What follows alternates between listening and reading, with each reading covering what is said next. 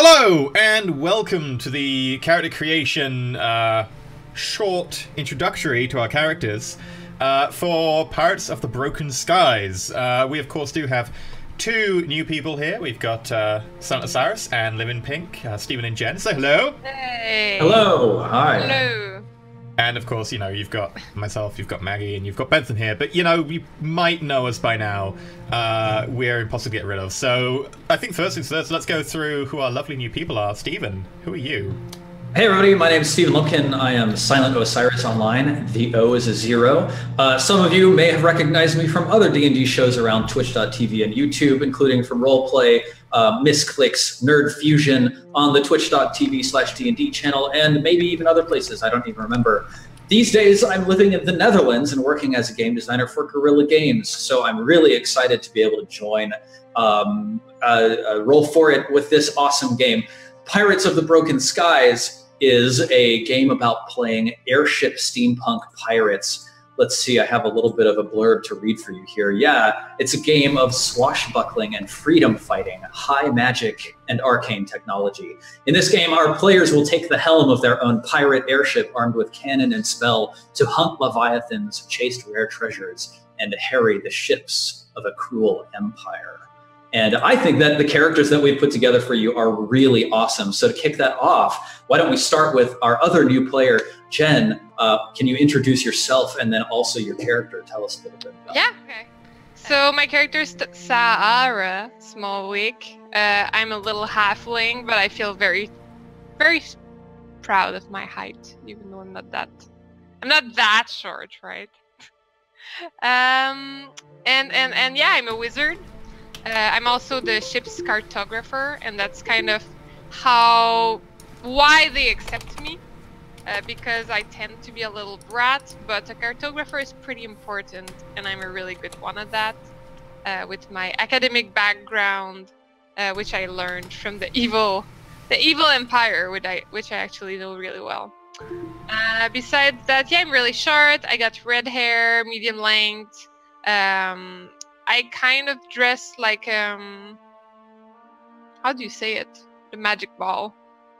Oh, fortune teller. Thank you. Yeah. Kind of fortune teller inspirations. I like wearing a cape. I'm not very much into people that much. I'm very much into myself. So yeah, I'm kind of stuck with these people that I consider plebs as a character.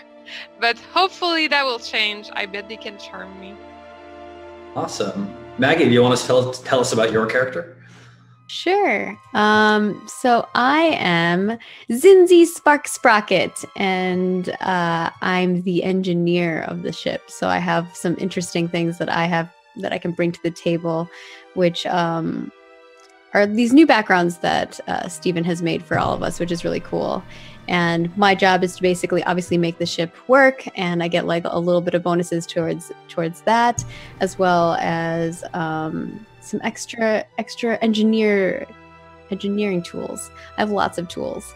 And beyond that, I'm a little rock gnome.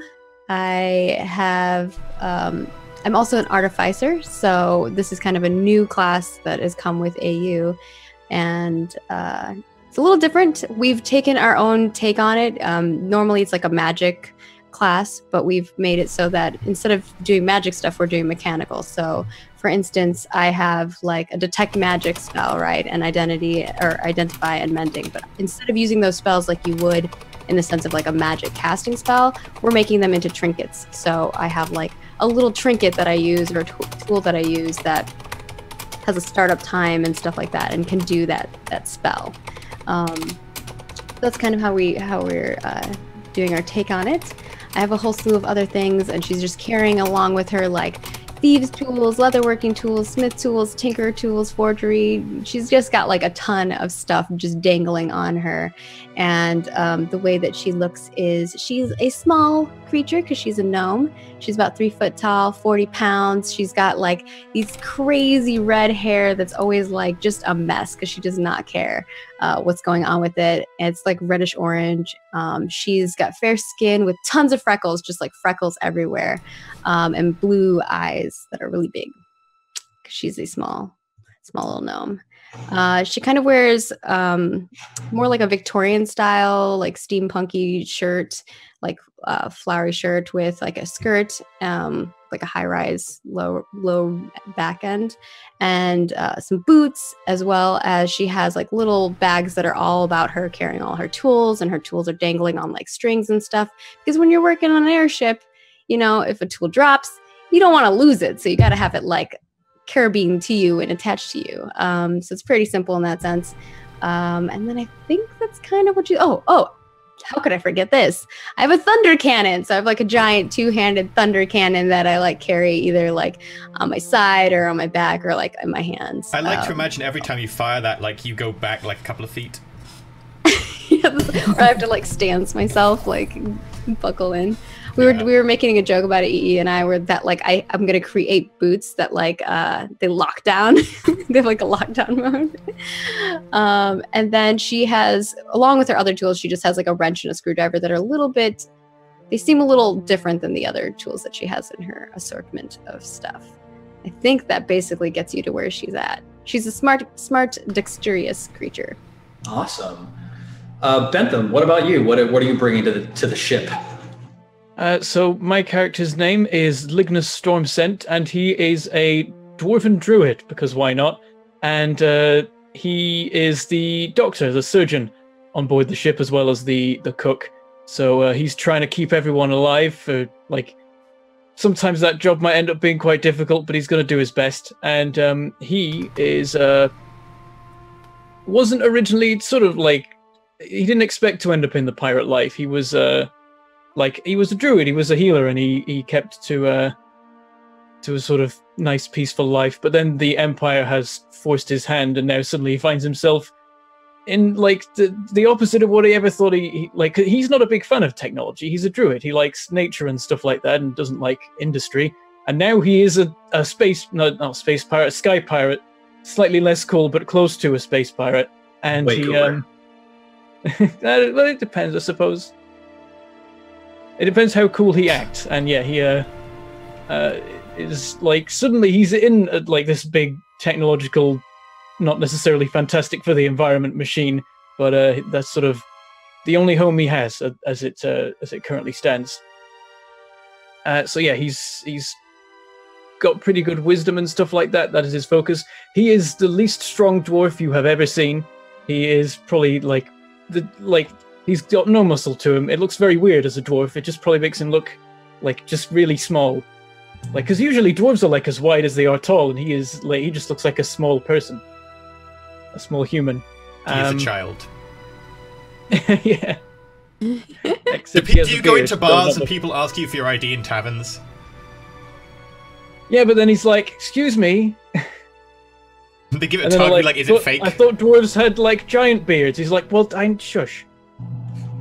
So yeah, he wears nowadays he wears sort of standard wear that you might have in like when you're on a steampunk airship. If he has like just waistcoat and shirt and stuff like that, no fancy stuff. He doesn't like any tech, so he's not got any like robo arms or fancy like tech goggles with zoom features on them and stuff like that.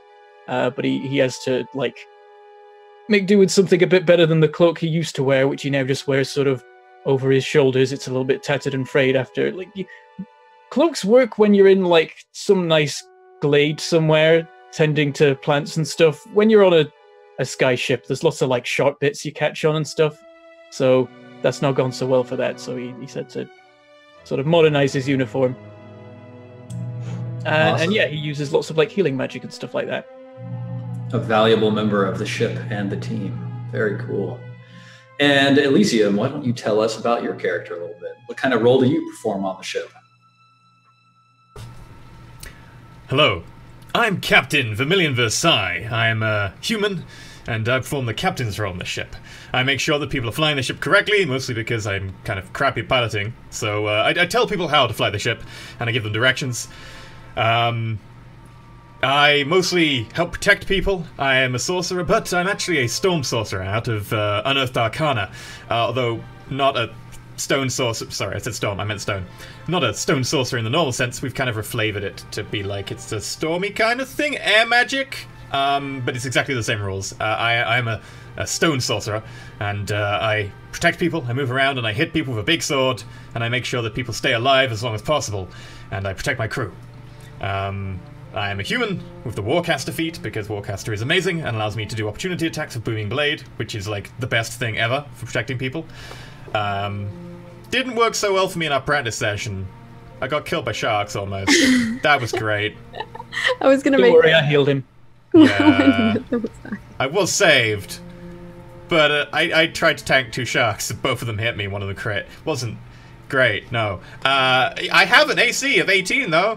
That's normally enough, just not in this one circumstance. My spells are mostly organized around, like, thunder or stuff like that. Also Featherfall, because I felt it was very thematic for this environment. Jumping off a ship and being like, you take damage. I'm like, no, I have Featherfall. That's why you jumped. Yeah. I didn't catch that part. Okay. I can Featherfall with up to like 5 people or 4 other people He and me. jumped off the side of the ship, guys. That's why I was like, "What, Captain?" They were having an argument, and I was like, I just jump off the side. I warned him he would take Imagine falling he just- damage. He just Yeah. never uses the gangplank. He just like, it's time to land. See ya. You. It does cost me a It was spell like, slot, who's so flying the ship? I thought we were just gonna like wait above the thing. You could cover me with cannons or something as I just talk to the guy and be like, "Are you the guy I want to meet?" But everyone's like, "No, we should fly the wee crash." It was a good practice session. Yeah, it was It good. was interesting, yeah.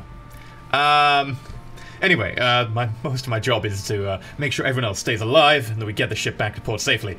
I used to be a noble of a small island nation until the Empire came and they took it away and destroyed most of my house.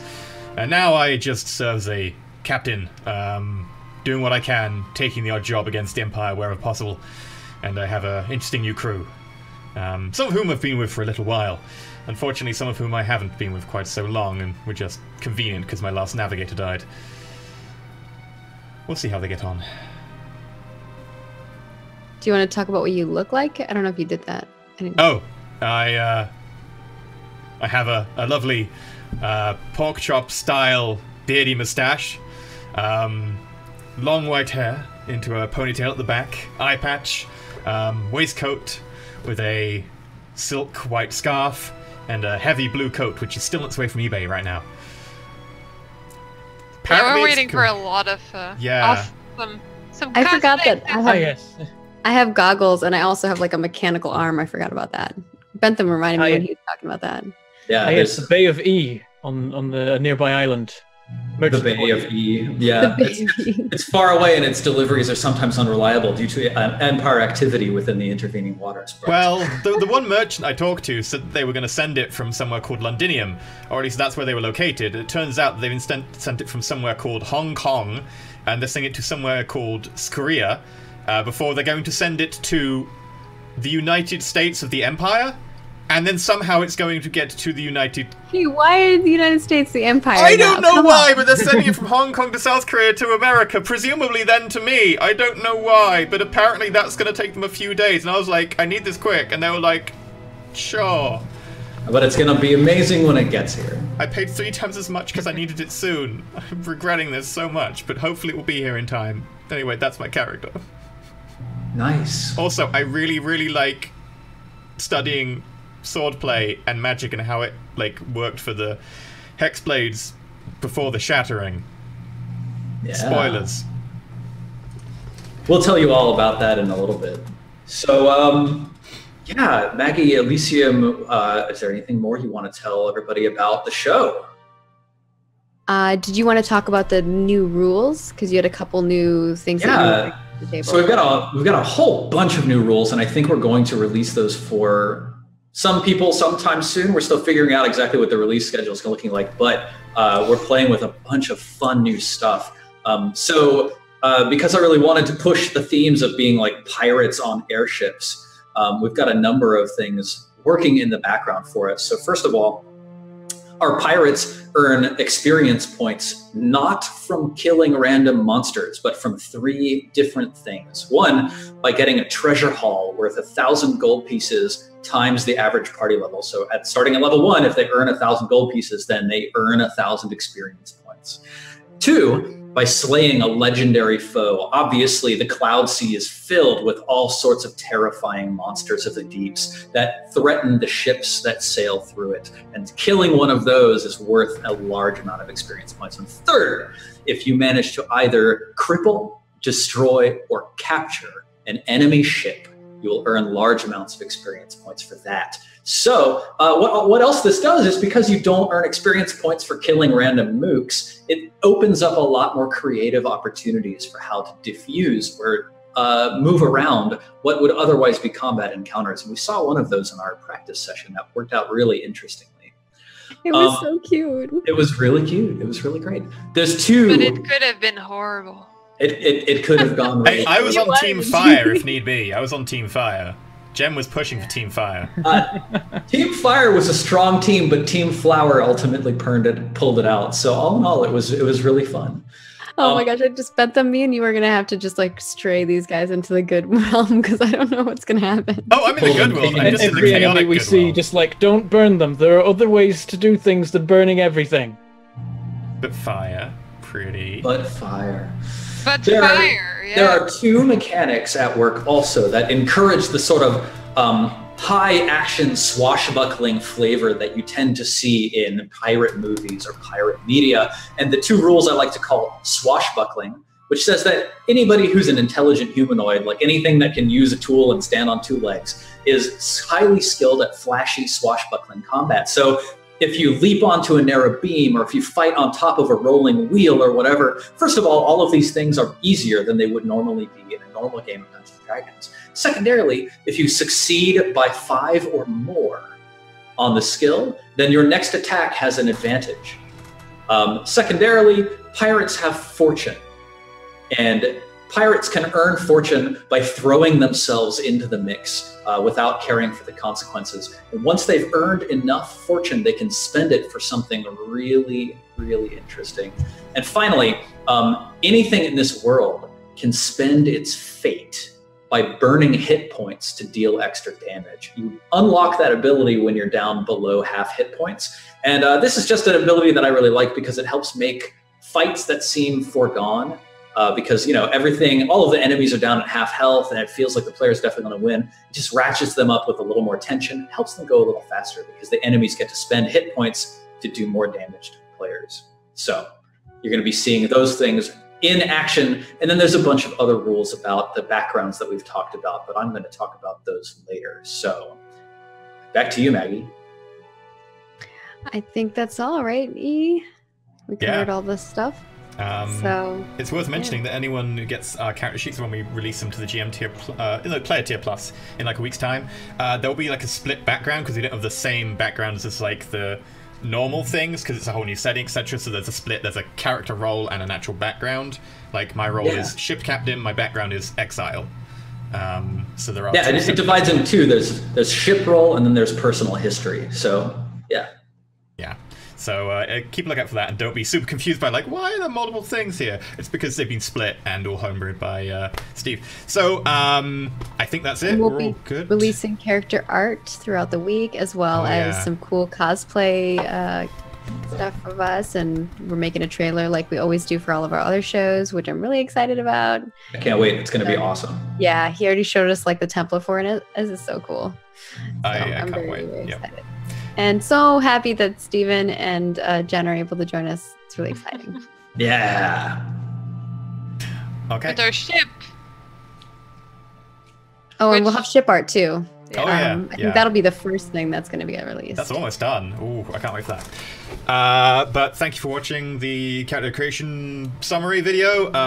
Thank you for supporting the channel and making stuff like this possible and being amazing people. We're gonna go and like prep for everything else we've got to do. But thank you very much, and I hope you enjoy these crazy takes. This is also the third part of Benson's Dwarf trilogy. It's the third time we played a dwarf. Yep. You The persuaded third me. and final part of the dwarf trilogy. He's never playing a dwarf again. That's it. It's gone. No. Yeah, it's Over. just too much dwarf now. Unless after this, I'll we be fed do up the of it. prequel trilogy of dwarfs.